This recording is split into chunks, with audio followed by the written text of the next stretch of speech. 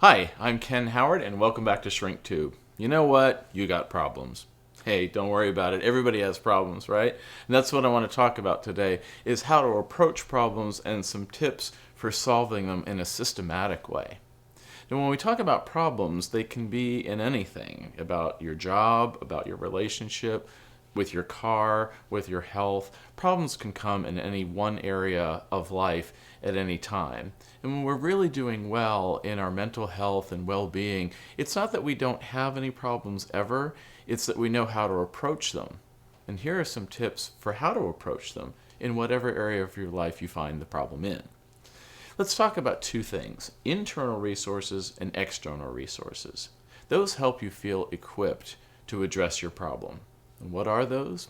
Internal resources are the things that are inside of us that we really have to dig deep to find in order to meet that problem.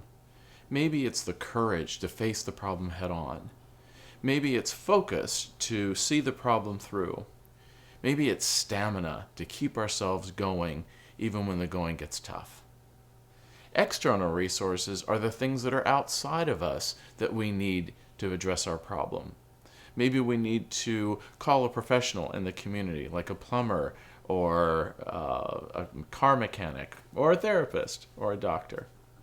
An external resource can also be things like a book. Jack Canfield wrote a great book called The Success Principles: How to Get from Where You Are to Where You Want to Be. Jack Canfield says event plus response equals outcome.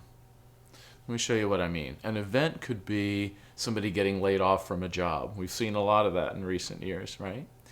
Now, the response could be a guy gets laid off from a job, and then he goes out, gets drunk on the way home, crashes his car, and hurts somebody, and then he's in jail.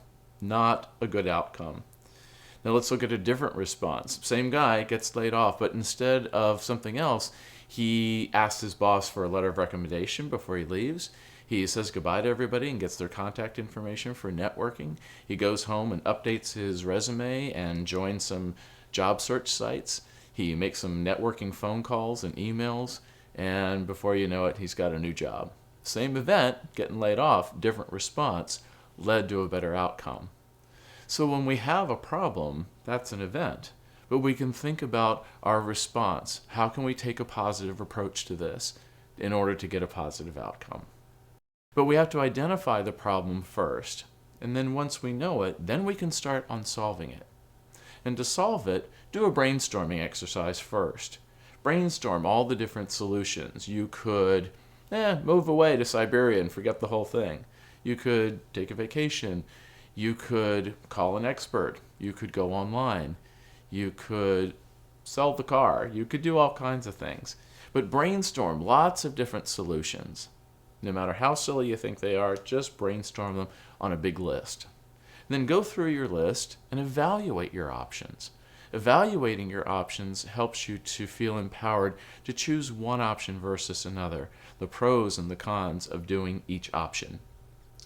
The third step is to implement. Nothing happens if you don't do something, so you got to choose one of the solutions and implement that.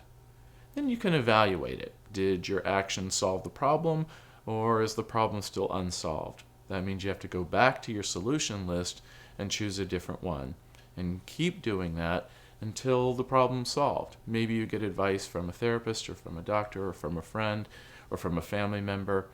Generate ideas from those suggestions too. So once you implement your choice, then hopefully your problem's solved. And you can use this step by step for any problem that you have. There you go. Problem solved. Remember that the problem-solving tips that I talked about today are for normal everyday problems. For more serious problems, be sure to contact a helping professional.